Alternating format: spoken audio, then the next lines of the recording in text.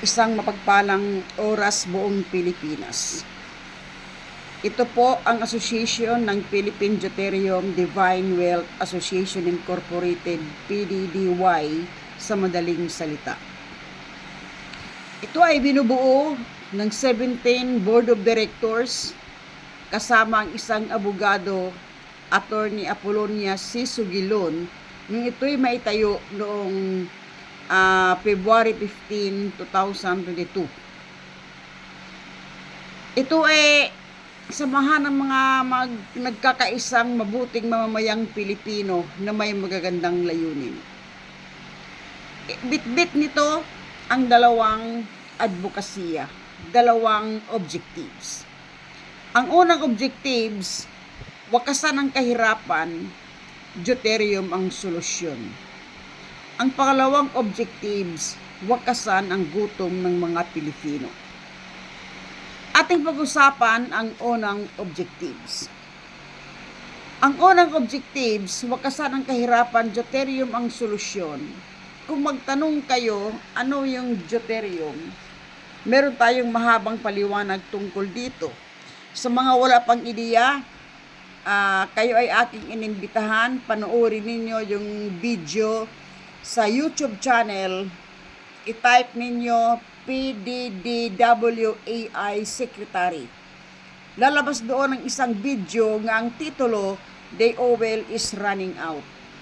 Doon ninyo maunawaan, maiintindihan kung bakit itong deuterium, ito yung nagiging solusyon sa kahirapan ng mga Pilipino. Kung aking i-pass forward, kailangan magwakas ang kahirapan ng mga Pilipino, ganito lamang ang viewpoint. Ang ating Pilipinas, tinagurian nga napakayamang bansa. Nasa atin po ang magandang klima, matabang kalupaan sa agrikultura, lahat na minerals meron po tayo. Actually, pinagpala ang Pilipinas sa lahat ng mga bansa. Isa ito sa pinagpala sa lahat ng mga bansa sa buong mundo. Kaya, naisip ng isang abogado, kasama ang mga board of director, nga buuhin natin ang isang korporasyon. Isang korporasyon nga siyang mga ngalaga at magninegosyo sa kayamanan ng Pilipinas. Na kailangan, kapag naitayo ang korporasyon na ito, kailangan involved ang mga Pilipino. Lalo na yung tinatagurian nga 70% nga naninirahan sa poverty line or below poverty line, yung tinatawag nga extreme poverty. Ito po yung target ng ating mga coordinator nga mahanap ang inyong mga pangalan para sa panimula na iparehistro natin ang ating korporasyon, kasama na po ang inyong mga pangalan dito na magiging isa sa may-ari ng korporasyon. Ano ang kahalagahan? Pag kayo ay isa sa maging may-ari ng korporasyon, natural, magkaroon ka ng karapatan. Ano yung karapatan? Magtanggap ka ng benepisyo kasi ang kita ng ating korporasyon, magninegosyo ang kita nito, ang batas natin equally divided, kaya kasama ka po nga magbahagian sa kita nito, matatanggap mo sa pamamagitan ng buwanang benepisyo. Yan po ang laman ng ating ID card. Nakalagay dito, membership card for lifetime benefits. Sa ganitong paraan, kayo magkasasali at sa ganitong paraan, makukuha namin ang inyong mga pangalan. Yawa po magkatubili. Magpa-member kayo sa ating samahan habang tayo ay asosasyon pa lamang, nasa unang hakbang pa lang tayo. So again, para magwakas ang kahirapan, magtayo tayo ng korporasyon nga kayo isa sa bahagi para kayo ay may karapatang magtanggap sa kita ng korporasyon at ang negosyo ng ating korporasyon ang yaman ng ating Pilipinas. Magtutulungan namin kayo at makakatulong din tayo sa ating gobyerno sa pamagitan ng pagbibigay ng magandang buwis. Okay, maganda yung ating layunin. Pangalawa nating objectives, wakasan po ang gutom. Sa dalawang objectives, kailangan mauna nating wakasan ang gutom. Ito kasing gutom na umiiral ngayon, hindi na po ito biro. Kumbaga, nagsisilbi ito nga isang emergency problem. Halimbawa, tayo ay naglalakbay sa daan. Mayroon na tumba na puno na hindi tayo pwedeng makadaan. Anong gagawin natin? Solusyonan, alisin natin ang puno. So, itong problema ngayon sa gutom sa ating bansa, ito ay kailangan nating solusyonan kasi paano naman tayo makakarating doon sa unahan? Kung sa ngayon pa lang, kasi isang buwan lang po nga wala kang kain, baka isang linggo lang, lupay-pay na po, baka patay na. So, anhin pa natin ang damo kung patay na yung kabayo. So, naisip ng pamunuan ng PDDY, Philippine Deuterium Divine Milk Association Incorporated, nga una muna nating resolbahin ang gutom, saka na po ang ating korporasyon. Saka na tayo magtayo ng korporasyon. Unahin muna natin ang pagresolba yung gutom kasi emergency problem ito. Bakit pa nagiging emergency problem itong sinasabi ko na gutom? Ito ang formula natin ating pag-usapan paano natin solusyonan ng gutom, pababain ng presyo ng bigas at sa anong pamaraan. So ang mga ito ay naisulat na po sa isang babasahin. Mapasakamay ito ng mga trusted coordinators. Ito ay papaliwanag ko sa inyo isa-isa at susundan ninyo para kaya ninyong i-share sa ating mga kapwa Pilipino kung anong paraan at bakit natin itinatag itong PDDY Rice Financing Program. Okay. Ang mga dahilan bakit tayo nagtayo o nagkasa o inimungkahi ang PDDY Rice Financing Program, ito po ang mga dahilan. Ang pamunuan ng asosasyon sa pamumuno ni Attorney Aaron C. Sugilon, minumungkahi na paunlarin ang mga lupang sakahan ng mga magsasakang miyembro ng asosasyon. Sa dahilan na bagsak ang agrikultura ng ating bansa. Okay, no? Pinagmasdan ang kalagayan ng mga Pilipino. Ito kasi nangyayari. Sa datos, sa buong mundo, tayong mga Pilipino ang tinagurian nga rice eater. Kabahagi ito sa ating kultura. Ang pagkain ng bigas. Kaya lamang nakakalungkot, tayo mismo na mga rice eater na mga Pilipino, halos wala tayong sariling produksyon. Okay. Ayon sa pinakahuling datos ng Department of Agriculture, DA, ang Pilipino umaasa na sa imported na bigas. Iniangkat ito ng ating pamahalaan at kinakalakal ng ating mga negosyante mula sa ating karatig na mga bansa dito sa Asia. Alam ba ninyo sa huling datos, pumapalo na sa 80%, baka itong taon na 2026, papalo na rin sa 90% ang pagpasok ng imported na bigas sa Pilipinas. Ito ang dahilan kaya matamlay at lalong tumatamlay ang mga magsasakang Pilipino. Sistema po. Isang maling sistema ang nagpapatamlay sa ating mga magsasakang Pilipino. Okay. Dahil sa hirap na dinadanas ng mga magsasakang Pilipino, hindi naging magandang imahen ang nakikita ng mga kabataang Pilipino. Kaya tuloy, hindi na pinapangarap ng ating mga anak ng mga magsasaka, na magigisilang magsasaka balang araw. Nag-iba yung direksyon ng kanilang mga pangarap at ito ay ikinababahala ng ating legal counsel, Attorney Aaron C. Sugilon. Alam niyo kung bakit? Sa paglipas ng panahon, kung wala ng mga kabataang nangangarap na maging magsasaka, walang nagmamana sa pagiging magsasaka, natural, matutunaw ang mga magsasakang Pilipino. Sa pagkatunaw naman magsasakang Pilipino, ano ka na yung mangyayari? Magkaroon tayo ng krisis ng pagkain. Okay. Ito ang mga nangyayari, kasalukuyan nangyayari. Alam ba ninyo, ng Pilipinas ay nakadepende na ngayon ng pagkain sa ibang bansa. May pananaw sa luha ng ating legal counsel. Ito ang problema ng ating hinarap. Kung sakaling kapusin ng produktong bigas ang mga bansang ating pinagkukunan tulad ng Thailand, Vietnam, Bangladesh at iba pa.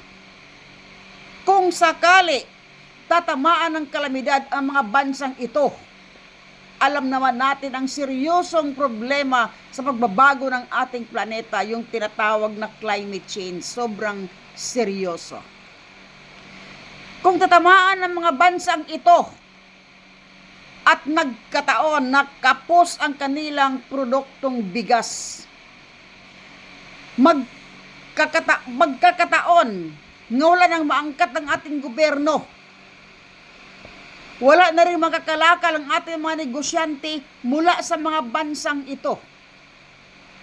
Ano sa palagay ninyo ang mangyayari? Hindi malayo na magkaroon ng krisis ng pagkain ang ating bansa. Nakita ba ninyo ang problema?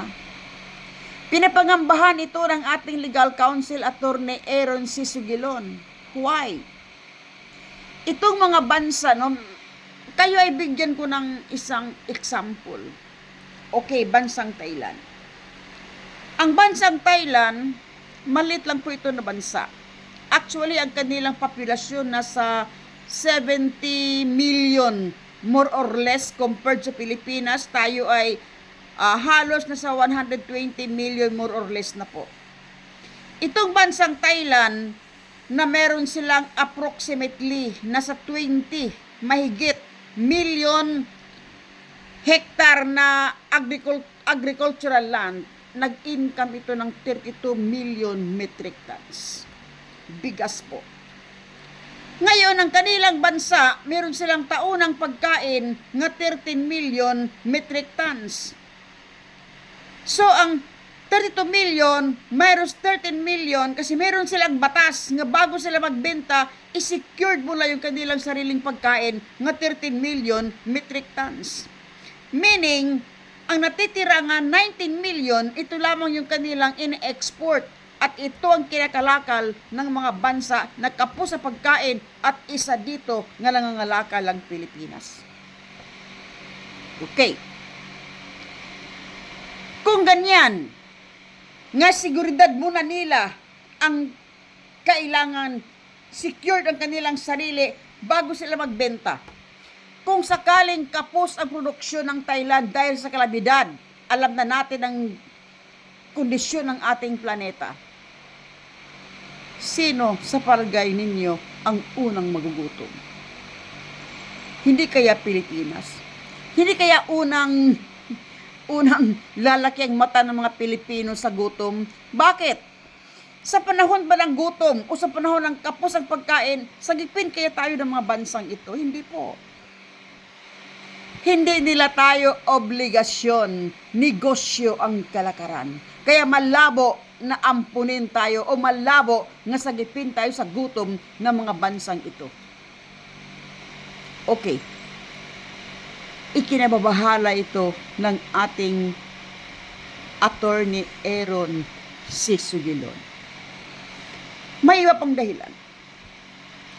Ito ang senaryo. Dahil sa kapos na produksyon ng ating bansa, sa patuloy na pagbagsak ng agrikultura dahil sa maling sistemang umiiral, sa patuloy na pagtamlay ng mga magsasakang Pilipino. Matamlay ha? Alam naman natin ng balita, kailan lang. Hindi na po sila nagsasaka para ibebenta kasi lugi. Nagsakan sila para sa kanilang sariling pagkain na lang. Sufficient farming. So, kung ganyan nga hindi na kayang sustentuhan ng ating magsasaka yung ating sariling bansa, wala na tayong sariling produkto nga maaasahan. Ikinababahala ito ng ating PDDY Legal Counsel. Why? Nanganganib na magkaroon ng krisis ng pagkain ang ating bansa. Ito ang dahilan kaya ikinikasa ang PDDY Rice and Corn Program. Meron pa akong isingit nga ibang dahilan. Bakit natin kailangan gawin ito? Rest factor ito. Itong patuloy na pagtaas ng presyong petrolyo, naging sanhi sa patuloy na pagtaas ng inflation rate. Bakit po? Chain reaction. Lahat po sumasakay ng logistic. Lahat po gumagamit ng petrolyo. Kaya chain reaction po yan. Bawat pagtaas ng petrolyo, sa ding taas ng mga bilihin. So, ramdam na ang pagtaas ng antas ng kahirapan. Ramdam na ba ninyo? Marami na sa mga miyembro ng ating samahang PDDY ang nahirapan na pong mamuhay ng sagana. Lalo yung mga nakatira sa mababang laylayan ng komunidad. Nahirapan ang pagkasyahin ng isang ordinaryong manggagawa ang kanyang buwan ng sahod. Paano pa kaya yung walang mga buwan ng sahod? Paano kaya yung mga nawala ng trabaho?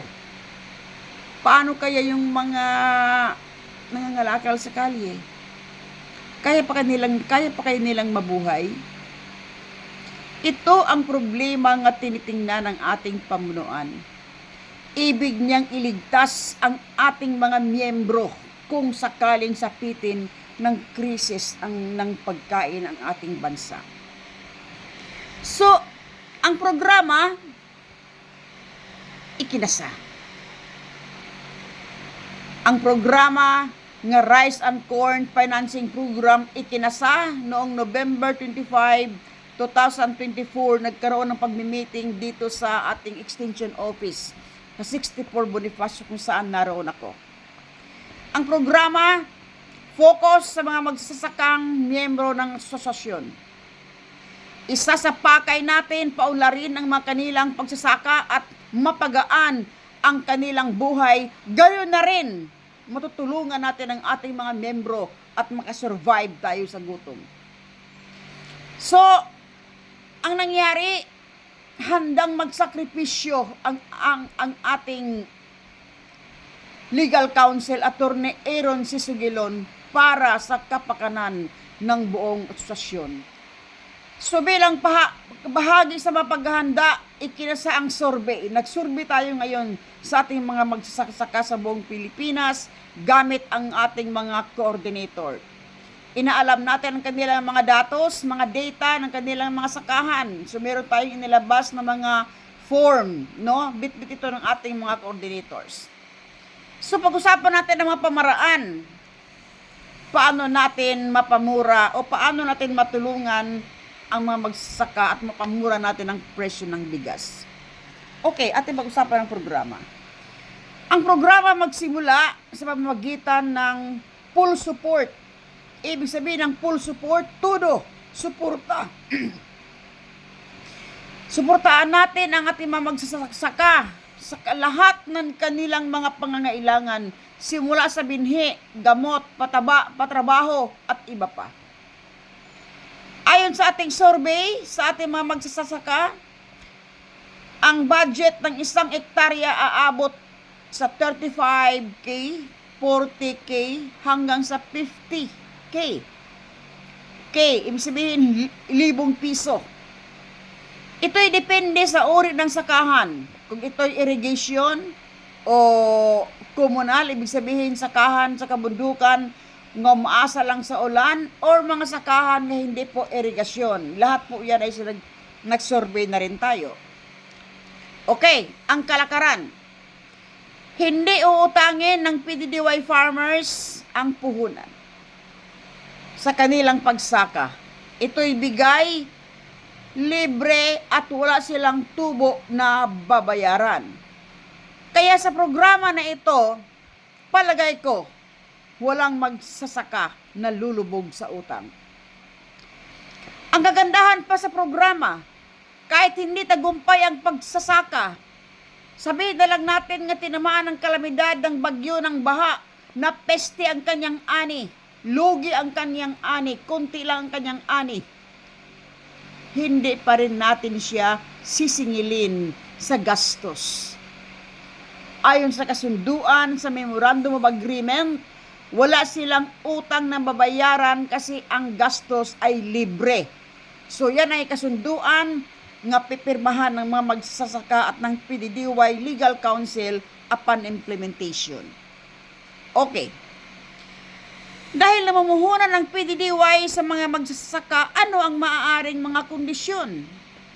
Ang kondisyon po ay simple lamang. Ang kalakaran sa kondisyon, ang PDDY Association ang bibili sa kanilang mga produkto, mais man o palay, na kailangang mas mura ng kaunti sa presyo ng negosyante sa labas ng association. Tanong kaagad ng mga magsasaka, magkano? Bibilhin ha, hindi po hihingiin ng inyong produkto. Kahit na pinupunuhanan, binigyan kayo ng puhunan, hindi namin hihingiin ng inyong produkto. Bibilhin sa inyo, mas murang alang ng konti. Okay, magbigay ako ng halimbawa. Halimbawa lamang ito, maaring magbabago sa aktual na senaryo. Halimbawa, magkakasundo ang PDDY at ang magsasaka sa halaga nga 10 pesos. Kung sakaling bilihin namin ng 10 pesos ang inyong produkto, walang lugi na maituturing sa panig ng mga magsasaka. Bakit po? Dahil wala silang puhunan nga inilabas mula sa kanilang bulsa. Kaya bawal sasabihin ang lugi kami. Naunawaan? Okay. So meron tayong mga pag-aaral nga ipinapakita. Kung sakasakali, meron tayong mga pag-aaral, sundan ninyo at unawain. Ang ating mga pag-aaral, pinag-aralan natin ang 1 hektarya na regular po yung ani. Ayon sa datos ng mga magsasaka, ang regular na ani ng 1 hektarya naglalaro sa 120 kaban pataas o pababa. Regular nga ani. Itong 120 kabans, ang bawat kaban ating bigyan ng timbang na 60. Pero nagre-range tayo ng 60 kasi ito ay maaring 60 plus, maaring 55, maaring, depende po kasi yan sa uri ng sako kung malaki o maliit. Yung malaki na sako ng feeds. Pero kinukuha natin ang range nga 60. So 120 kabans, i-times natin ng 60, ang sagot ay 7,200. So, ang total na kilo ng produktong palay. Take note ha, bibilihin ng PDDY sa inyo ng 10 piso. Kaya 7,200 kilos times 10 pesos, ang sagot ay 72,000 pesos. Itong 72,000 pesos, bayad ito ng PDDY sa inyong produkto. Kaya net ito na income kasi ayon sa kasunduan, libre nga ang 35,000 sa inyo. Meaning, hindi kayo sisingilin. Maliwanag. Kaya itong 72,000 nga tanggapin nila, ito ay linis. Linis. Neto. Walang ibabawas. Kasi hindi nga natin sila singilin sa gastos ng buong pagsasaka. Napakaliwanag po ba? Okay. Walang tubo nga pinoproblema. Kaya magaan po ang kalooban ng mga magsasaka. Inaalis natin ang kanilang mga alalahanin. Ito kasi ang mga alalahanin ng mga magsasaka. Kung tamaan sila ng kalamidad, namumuhunan sila, lugi. Kaya malungkot sila sa ganoong senaryo. Sa programa na ito, hindi po sila malungkot.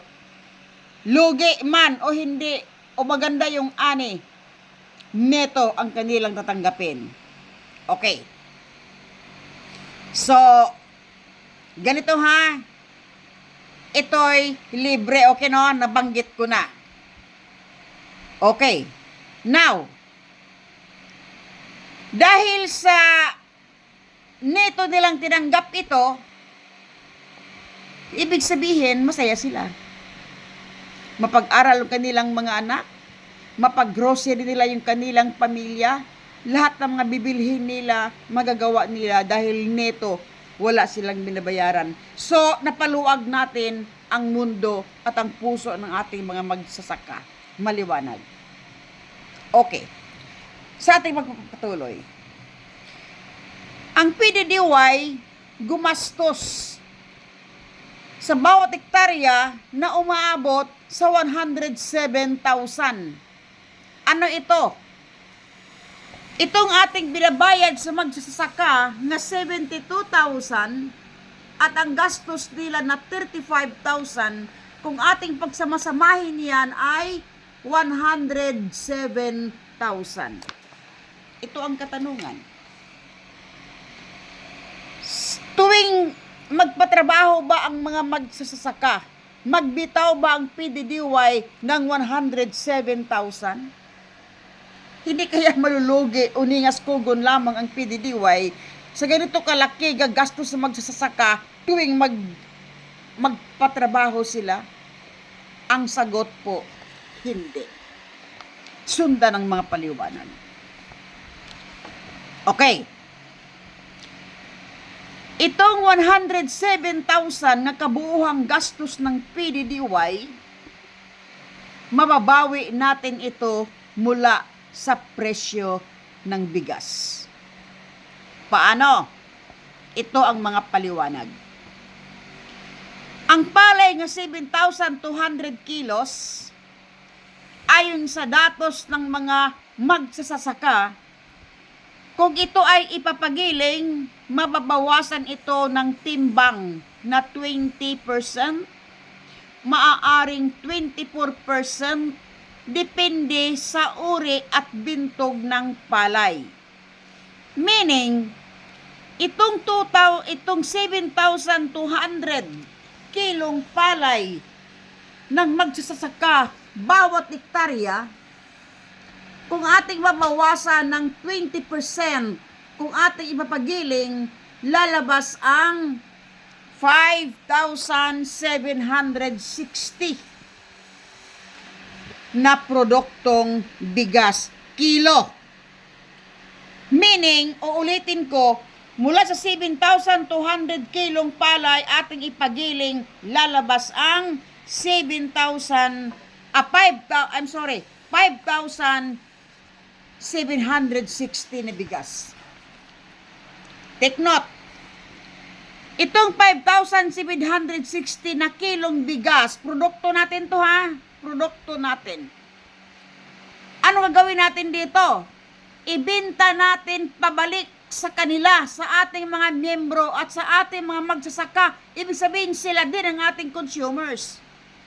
Ibalik natin, ibenta natin pabalik sa kanila, sa kanilang mga kanya-kanyang pamilya sa presyo na 1860. Bakit 1860? Okay. Dahil ang 5,760 na bigas, kung ating ibibenta yan sa presyo nga 1860, meron tayong income na 107,166 pesos. Analyze. Nanawaan ba ninyo? Ang 107,000 nga ginagastos natin doon sa magsasaka, nakukuha nating mula sa presyo ng bigas. Maliwanag? Meaning, gawin nating pundo ito. Ito ang ating gagastusin muli pabalik sa mga magsasaka sa susunod nila na pagtatanim. Ibig sabihin, Hindi na kailangan maglabas ang PDDY financing program ng 107,000 kasi meron tayong pera na nakuha mula sa presyo ng bigas. So, dahil nabawi natin ang 107,000, kailangan ba nating singilin ang magsasaka sa 35,000 na gastos niya at yung 72,000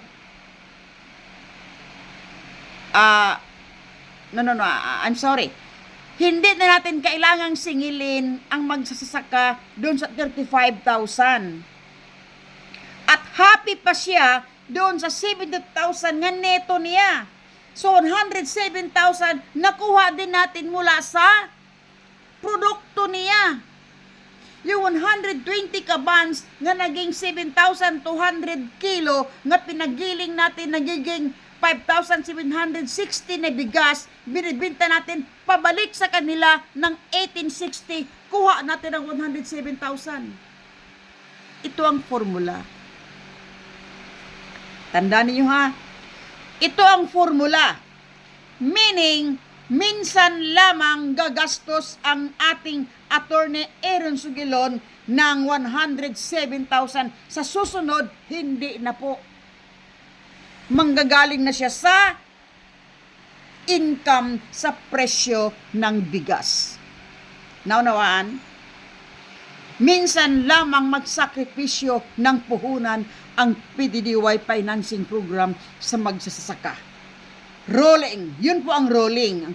Cycle na po siya ng cycle. Okay, nanawaan. Dahil nabawi natin ang halaga na ginagastos ng PDDY mula sa bintahan ng bigas. Okay.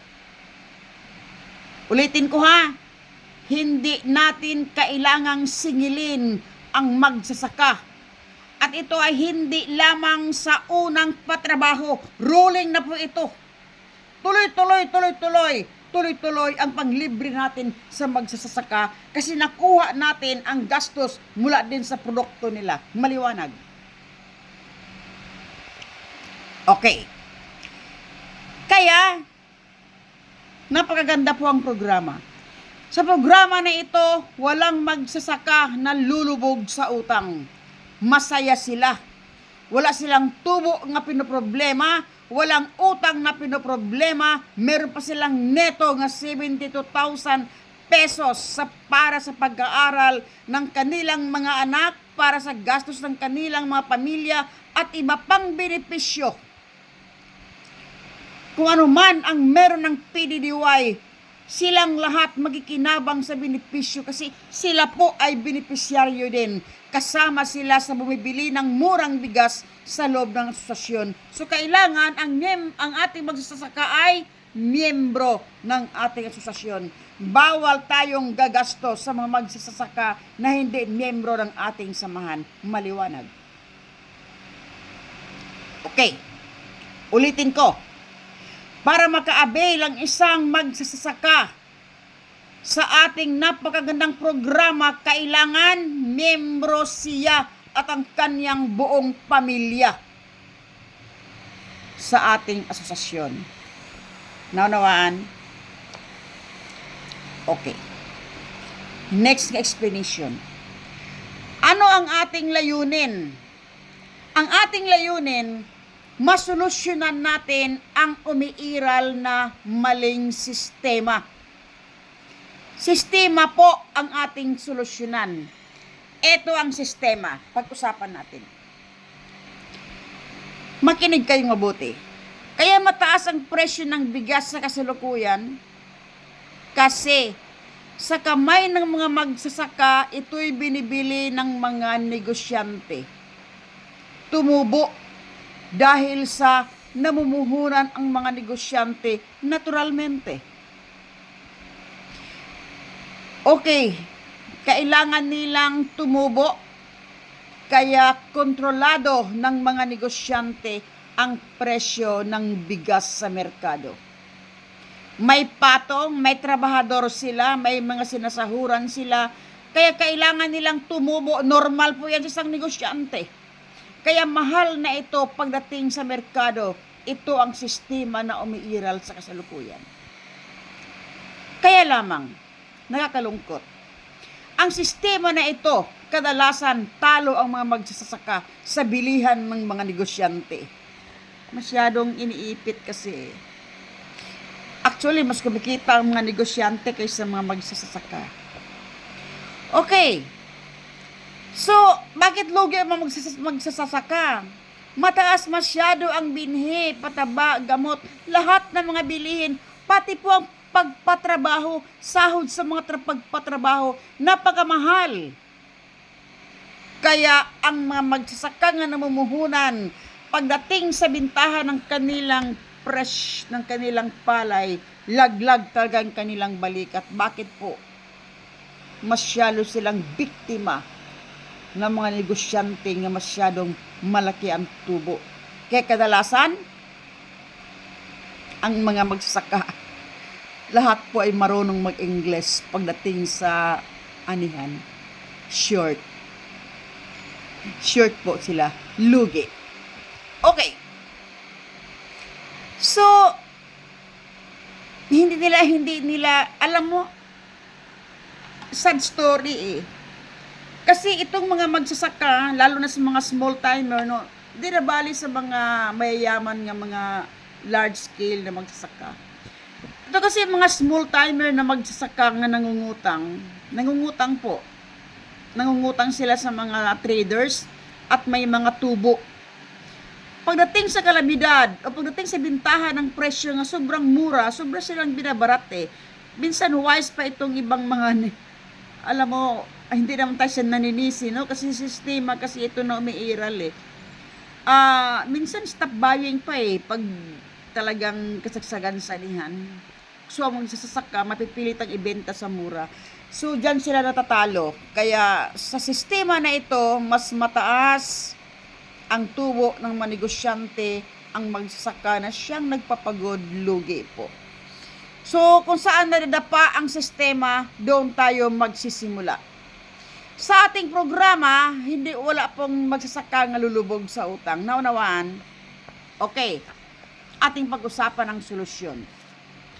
Ang solusyon sa maling sistema ng mairal, simple lamang. Kasi bakit mahal talaga ang bigas, no? Mura sa mga magsasaka, mahal na siya sa merkado because sa mga middleman, mga negosyante. Sila kasi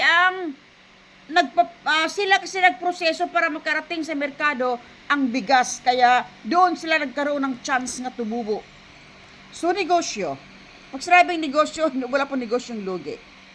Okay, ating mag-usapan ng solusyon. Ang solusyon na ito lamang. Ang formula, kailangan mula sa kamay na magsasaka, diretso sa lamisa ng hapagkainan para mapamura natin ang presyo ng bigas. Meaning, walang negosyanteng papayagan nga middleman nga pagkakakitaan o tumubo o ininegosyo nila yung bigas. Ang formula, simple lamang ha, ulitin ko. Mula sa kamay na magsasaka, diretso ito sa lamisa ng hapagkainan. Paano? Kailangan centralized control ng PDDY ang bilihan ng palay. Kailangan centralized control din ng PDDY ang bintahan ng bigas. Sa kalakaran na ito, walang papayagang negosyanteng namamagitan ng magninegosyo o kimikita ng sentimo. Kailangan hindi pagkakakitaan ang pagkain. Yan po ang solusyon para mapamura natin ang presyo ng bigas. Okay. Ang solusyon, centralized control ng PDDY. Ang lahat, pati gastusin ng mga magsasaka. Kailangan mula sa factory, kailangan sa mga pataba, centralized control din ito ng PDDY ang pagbigay ng mga gastusin ng sakahan, centralized control ang pagbigay ng binhi, pataba, gamot, ultimong pagpapatrabaho ang PDDY mag-hire ng mga trabahador at centralized control din ang mga pasahod nito mula lahat sa pamumunuan ng asosasyon. So nakita ba ninyo ang senaryo? Ang magsasaka dito, wala pong problema. Okay. Ang layunin natin, hindi magninegosyo, hindi magkakakitaan ng pagkain. Ang layunin natin, mapamura yung presyo ng bigas at alisin natin ang sanhi ng problema ng mga magsasaka. So, kung ma-imagine na ninyo, nga kontrolado lahat, pati ang pagbigay ng patrabaho, binhi, pataba, at ang isuporta lahat sa magsasaka, ang magsasaka po, wala pong problemahin, alagaan lang niya ang kanyang mga pananim. At bibilhin naman din sa kanya ang kanyang mga produkto. Napakagaan po.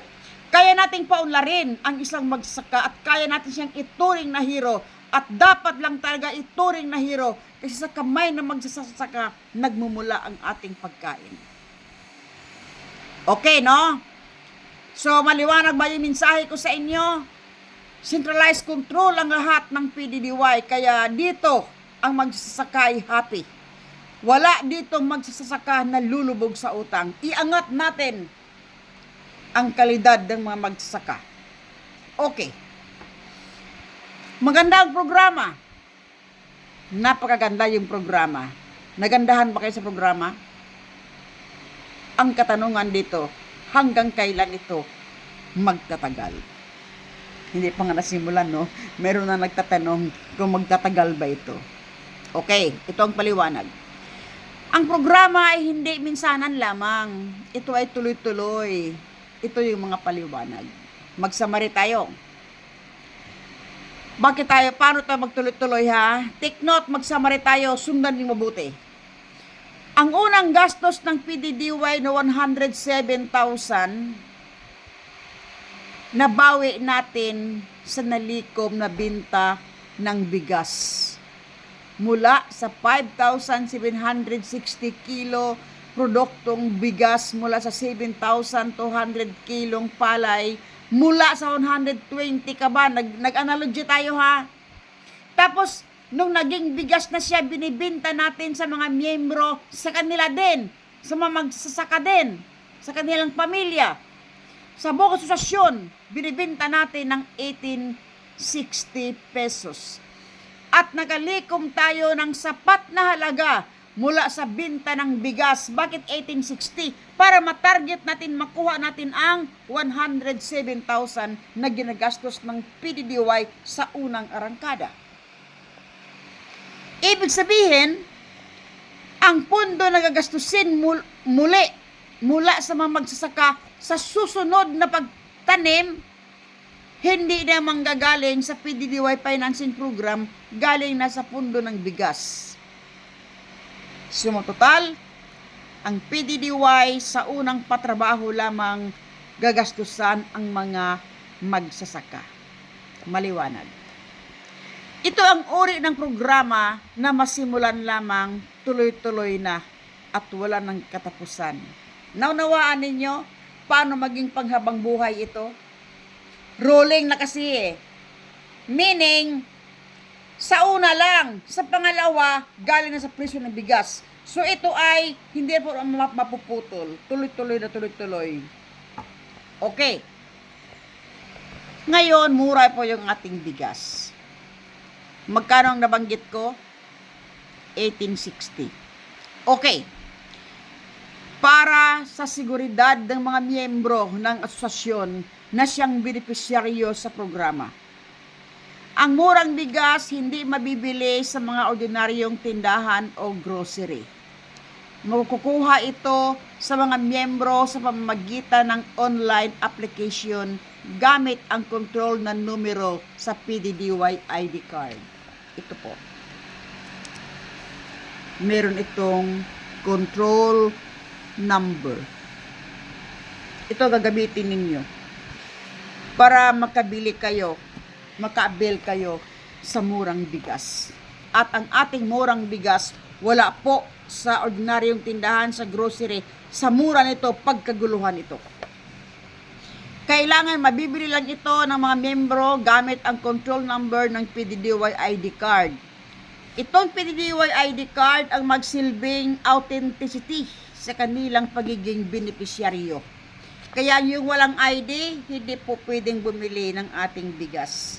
Kailangan may ID at ang pangalan ninyo nakapasok sa database ng asosasyon. Kahit may ID kayo, ngunit ang pangalan ninyo wala po sa database ng asosasyon, hindi kayo kilalanin ng ating apps. Maliwanag. Mahalaga po nga ang kanilang mga pangalan nakapasok talaga. So ito ay trabaho ng mga coordinator sa buong Pilipinas. Mga coordinator, huwag ninyong itago ang pangalan ng inyong mga miyembro. Once nga hindi yan makapasok sa database ng asosasyon, hindi po yan kilalanin. Kaya kayo ang magbigay sa kanila ng murang bigas kung sila'y i-deny ng ating head office. Okay. So ito ay palaala sa mga coordinator, ingatan ang mga pangalan ng mga miyembro, kailangan may sumiti sa mga head office ng PDDY upang makapasok sa database ng nasyonal. Ito ay masilan na obligasyon ng isang coordinator. Okay. Ngayon, pag-usapan natin muli ang ating programa. Ang ating programa kailangan masimulan lang sa pamamagitan ng isang sakripisyo.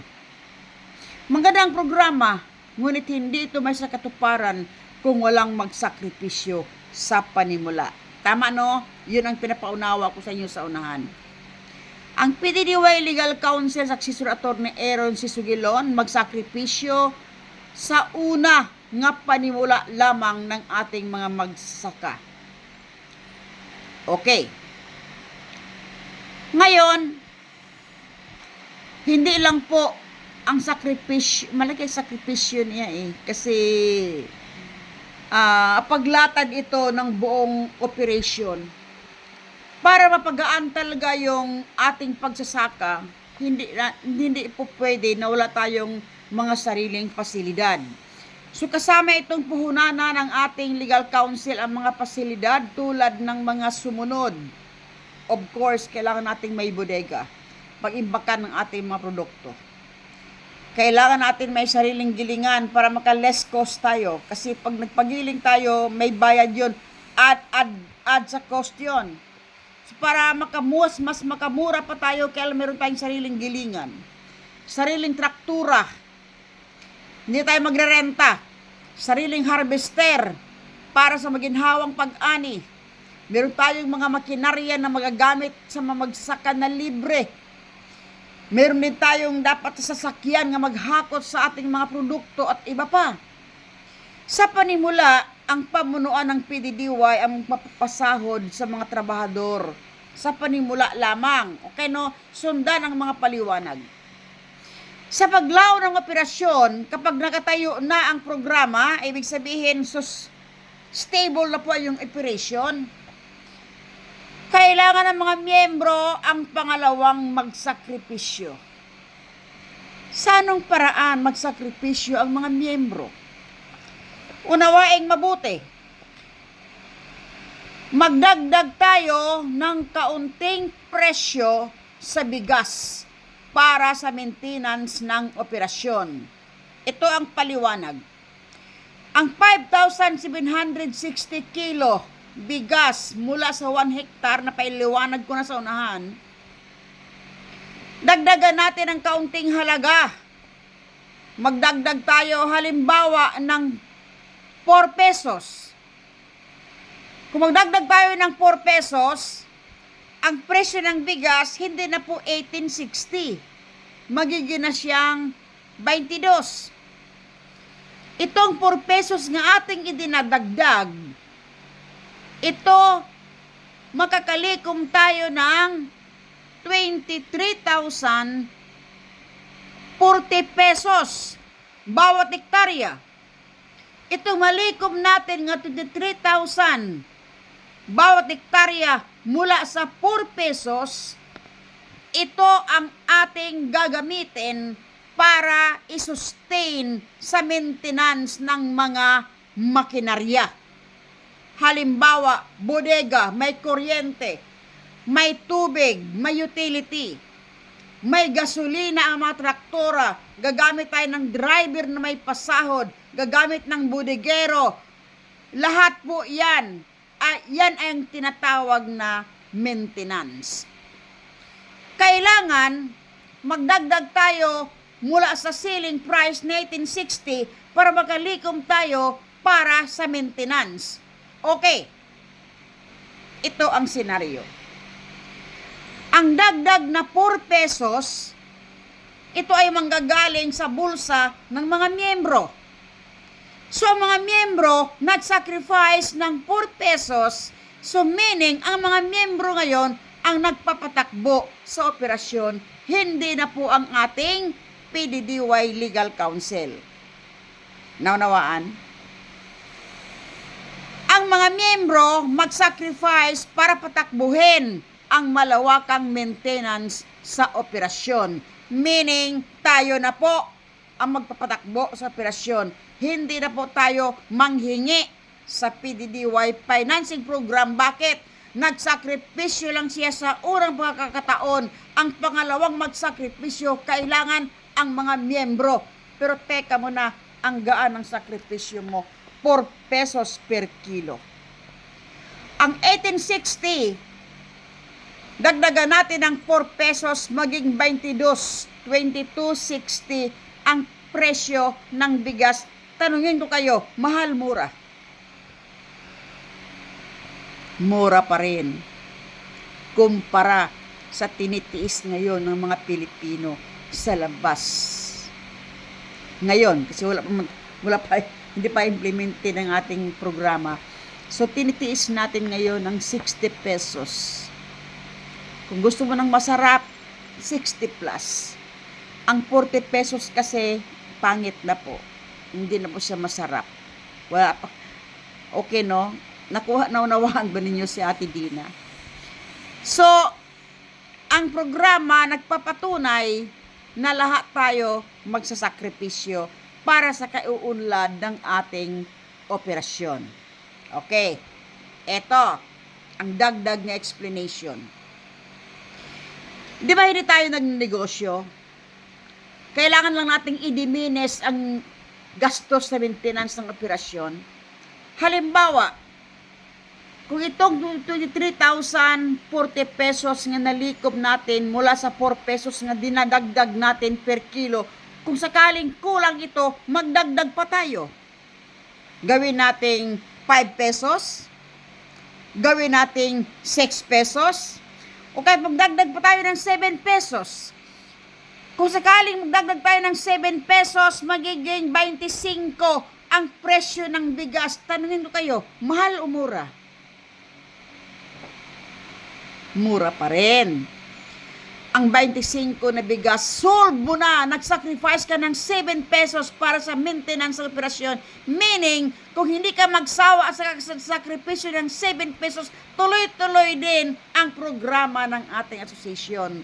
So, suma total, ang ating programa, hinuhugot natin mula sa sacrifices ng bawat isa sa atin na maliwanag. Okay. So, naintindihan mga kapamilya? Naintindihan niyo ba? Okay. Dito, another explanation. Ang presyo ng ating bigas hindi po nakapako sa 1860. Take note, maaring magbago depende sa gastusin ng ating operasyon. Pwede siya maging 22, 23, 24. Siguro naman ang 7 pesos napakamahal na, subababaan natin. Kung sakaling na konti lang yung gastos, kasi hindi naman nasira ang mga makinarya, konti lang, ibalik natin sa 4 pesos. Naunawaan ninyo, adjustable. Dito ang senaryo nagpapakita na hindi tayo nagnegosyo. Kung magkano yung ating gastos, yun lamang po ang ating isosolve. Maliwanag po. Okay. Sa mga miyembro, bulitin ko, nag-ambag din kayo. Malaki ang ambag ninyo para sa operasyon. Okay. Take note, kung nagsakripisyo ang ating leader, tayo rin na mga miyembro, may ambag din tayo nga sakripisyo. Ang pagsakripisyo natin ay magaan sa puso kung ito ay bukal sa kalooban. Okay. So good luck sa ating programa. Okay. May katanungan. Paano natin proteksyonan ang programa? Ito lamang.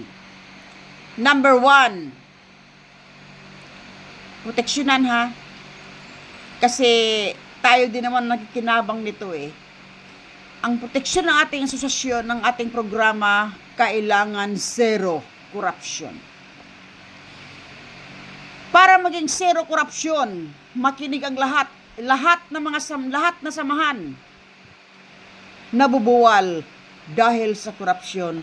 Kahit pa isang bansa, pagka-korupsyon ang mga namuno, may pangsariling interes o pakinabang ng sarili ang namuno, talagang nabubuwal ang isang kooperatiba, association, lahat na samahan po dahil sa korupsyon. So, ang korupsyon, isa itong karumaldumal. So, kahit karumaldumal ang korupsyon, isa nagpaparupok sa matibay na samahan sa operasyon ng PDDY, ang korupsyon mahigpit na babantayan. Magkaroon tayo ng isang apps.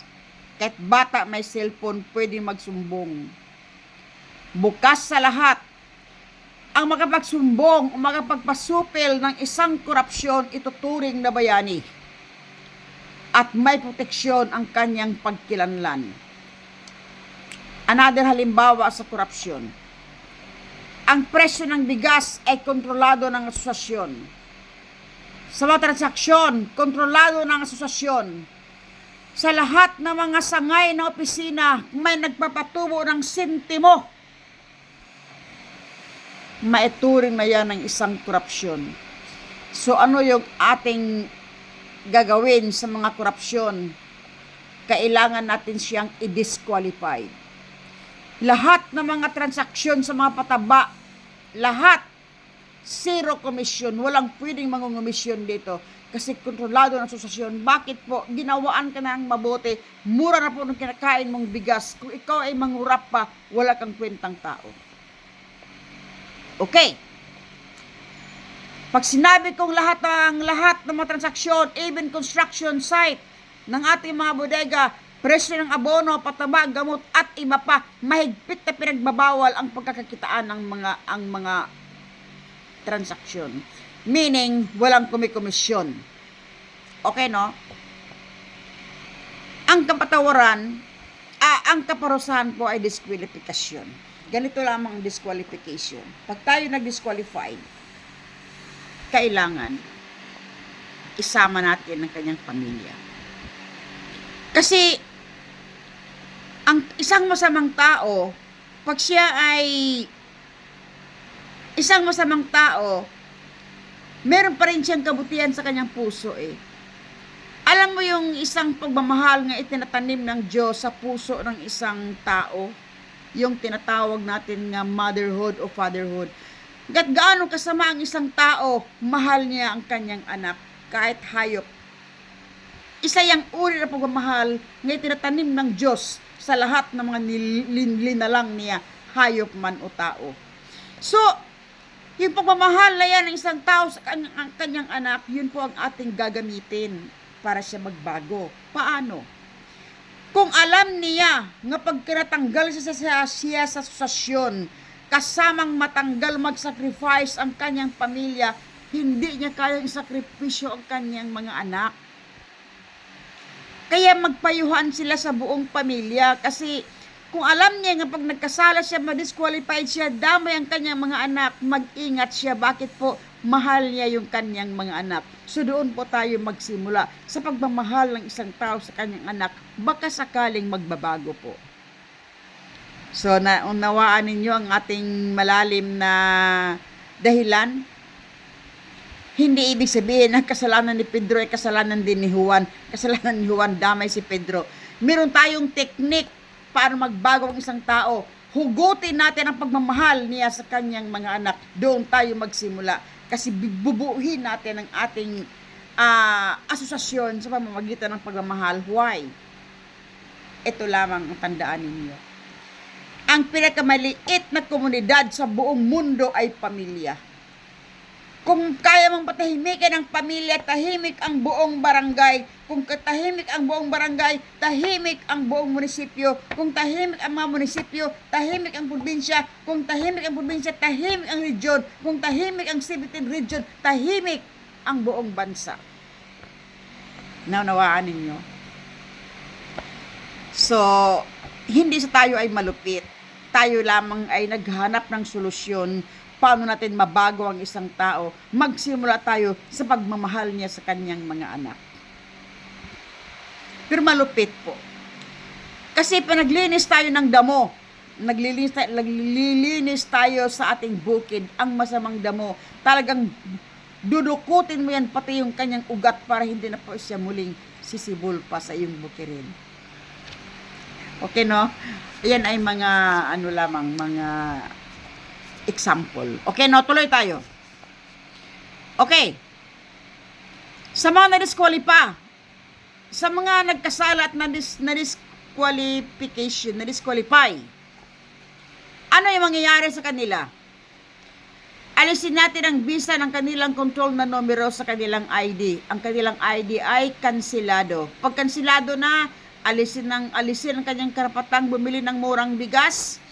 Alisin ang kanyang karapatan nga magiging incorporator sa ating tatayong korporasyon. Of course, wala siyang karapatan nga makinabang sa mga programa ng asosasyon at wala siyang karapatang makikibahagi sa yaman ng Pilipinas nga ating ininegosyo. So, ganun kalupit po sa mga na-disqualified. So, mag-ingat po tayo.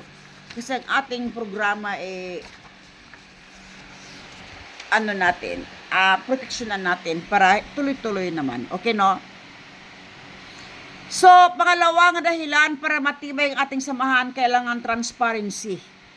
Pag sinabing transparency, kailangan sa mga naitalaga na mga sangay ng opisina, kasi pera kasi ang ating pinag-usapan. Ang pera talaga ay tukso ito.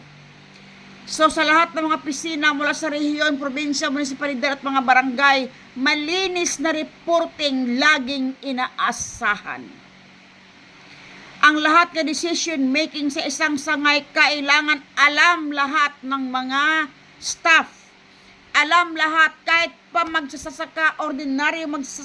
ordinaryong bata, kailangan alam ang pondo, saan napunta, saan ginagasta, ultimong sentimo, kailangan walang mawawala.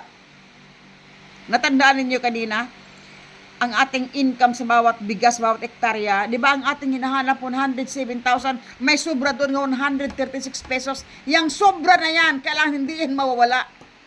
Bawat sentimo niyan, kailangan ipakita at hayag talaga yung mga reporting. Kasi once na nagkamali ka, alam na ninyo pag nag-disqualified tayo, buong pamilya, mag-ingat ang lahat.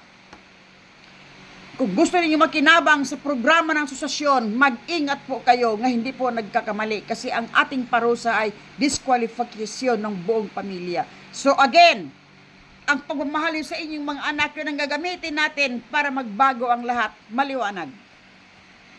Next, number 3, accountability. Itong accountability, mabigat din po ito. Zero corruption, transparency, accountability. Ito kasi nagpaparupok sa sasamahan Ito rin ngayon ang problema ng ating bansa. Nalaala ba ninyo? Ito yung problema ngayon ng ating bansa. Okay, mula sa mga namuno hanggang sa miyembro, may mga pananagutan kayong bantayan ng ginuntuang programa laban sa karumal-dumal na korupsyon at katiwalian. Bawat isa may obligasyon bantayan ang ginuntuang programa para sa kapakanan nating lahat at habang buhay na pakinabang ng ating mga kanya-kanyang pamilya. Kaya tayo ay may pananagutan Itong pananagutan na ito, hindi ito kailangan ituturo sa iyo one by one. Alam niyo kung bakit. Kung ito ay nasa puso mo, kung ito ay gagawin mong kusa at bukal sa kalooban, kung lahat tayo may ganitong damdamin, malayo po ang marating ng ating samahan. So, ganun po kahigpit, no? Okay. So, ganito lamang. Next nga pag-usapan natin. Maliwanag po ba sa inyo? Maliwanag po ang konsepto? Okay. Ang konsepto natin, pababain ng presyo ng bigas, kailangan kontrolado ng asosasyon. Kailangan from the hands of the farmers to the table. Kailangan magsakripisyo ang bawat isa sa atin. Hindi lamang ang ating PDDY Legal Council ang magsakripisyo, kayo rin, tayo rin magsakripisyo. So para panghabang buhay ito, nag-analogy ako nga, zero corruption, transparency, and accountability ay napakahalaga. Okay, meron pa tayong pag-usapan.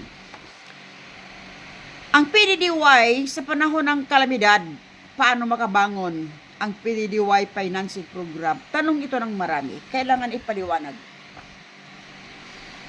Ito ang paliwanag. Ayon sa datos ng mga magsasaka, sa panahon ng kalamidad, ang pangkaraniwang ani ng isang hektarya nasa 50 kaban pataas, maaring 30 kaban, maaring 60 kaban. So hindi pwedeng zero ha, meron talaga. Kaya siguro pwede magsabi, magsasaka na zero ako. Mayroon po talaga. So, ang pag-aaral, pag-aralan natin paano makabangon ang PDDY sa panahon ng kalamidad kasi hindi naman din laging maganda yung ani. Ito ang paliwanag. Ang pag-aaral base ngayon sa 50 kaban na ani. Okay. Here we go. Ang 50 kaban na ani, ang 50 kaban nga palay na mayroong 60 kilo ang timbang ng bawat kaban. So meron tayong i-times yung now 60, meron tayong 3,000 na kilong palay. Itong 3,000 kilong palay ating i-times of 10 pesos. Hindi mabilhin natin sa magsasaka ang kanyang produkto. Hindi natin hingiin. So, kung 3,000 kilos times 10 pesos, babayaran natin ang magsasaka ng 30,000. Ito ay net income uli. Kasi hindi nga natin siya sisingilin sa gastos. Tama po ba? Okay. Paano makakabawi ang PDDY? Ito lamang. Halimbawa, ang kabuuang gastos ng PDDY financing program umabot ng 65,000. Ano itong 65,000? Of course, yung 35,000 na ginagastos natin sa kanyang pagsaka at ang ibinabayad natin sa kanyang palay ng 30,000. So, 65,000. Tama, no? Okay. Ang 3,000 na kilong palay, pag ipagiling, babawasan natin ng 24, hindi na 20%, 24 na kasi pagka ganitong kalamidad, matahip-tahip po ang palay, hindi po mabintok ang bunga. So, gawin natin 24% ang mababawas na timbang. So, sa 3,000 kilong palay, makakakuha tayo ng produktong bigas na 2,400. Okay, no? 3,000, bawasan natin ng 24%, mayroon tayong 2,400. Pabihan ko kung sa screen ay baliktad. 2,400 na kilong bigas. Itong 2,400 na kilong bigas, ating ibebenta sa ating mga miyembro sa presyo na 27,000, hindi na po 1860. Mahal ng kaunti para mabawi natin ang presyo ng damage ng PDDY at ang magsasaka hindi na natin kailangang singilin. So kailangan mas mahal ng kaunti. 27.25 pesos. So here we go. Ang 2,400 kilong palay,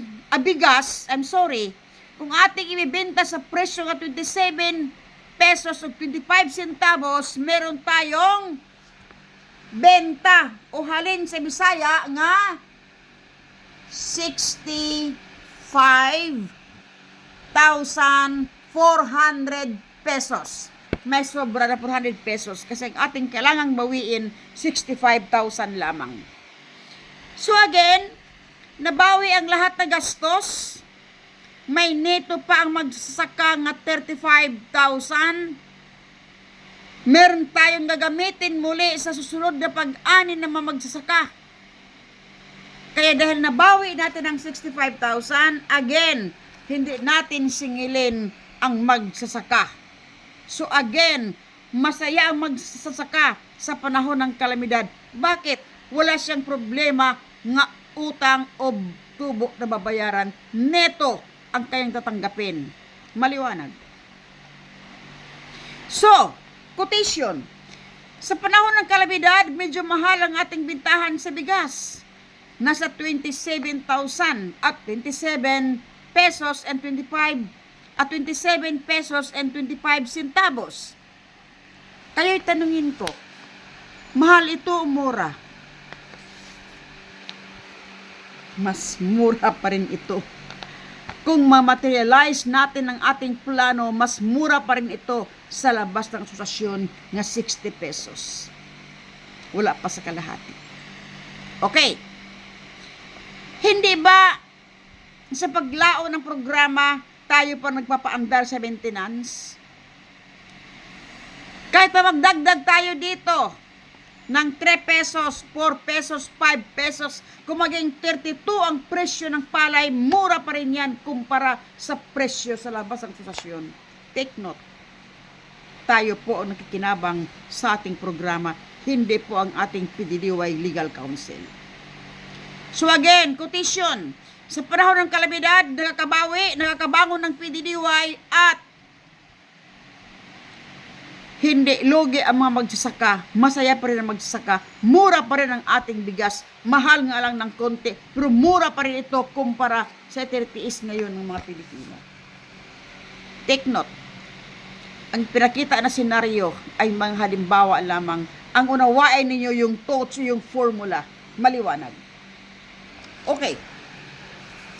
Pag-usapan din natin kasi hindi naman din talagang laging bagyo isang buong taon. Maliwanag, no? Meron din namang taon na hindi din talaga ay walang bagyo. Okay, ito ang formula. Sa panahon na maganda yung ani, ito ang ating gagawin. Sa panahon na maganda yung ani, hindi naman din laging bagyo talaga o hindi naman din laging napeste ang ating mapananim. Ito ang ating target. Isa sa plano ng PDDY, pag-aralan ang mga lupang sakahan upang mailapat o maibigay ang tamang binhi at tumpak na pataba. Kasi ito ang problema ngayon eh.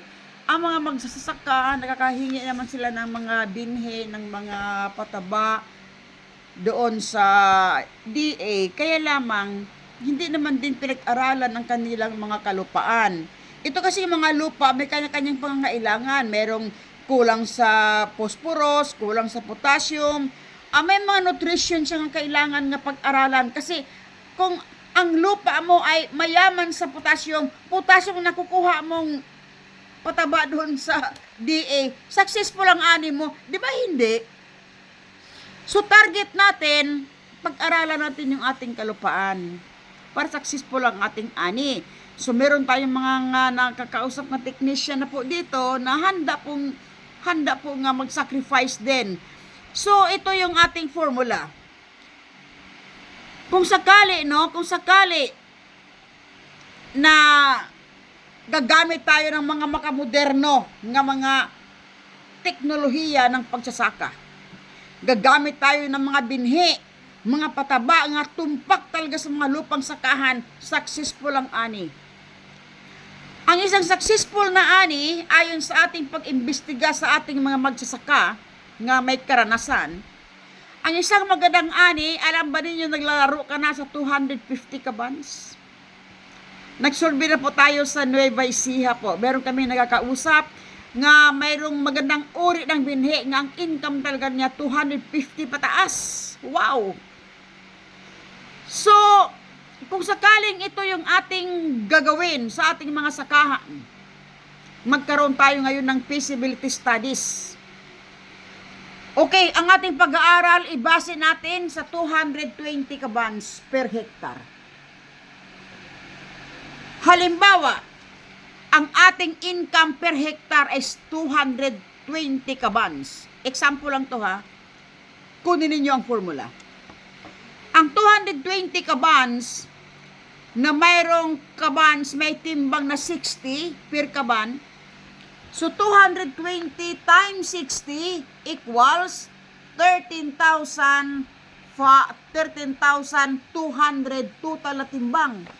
So meron tayong palay na babayaran sa magsasaka. So i-times 10 natin ito, ang magsasaka bayaran natin ng 132,000 pesos.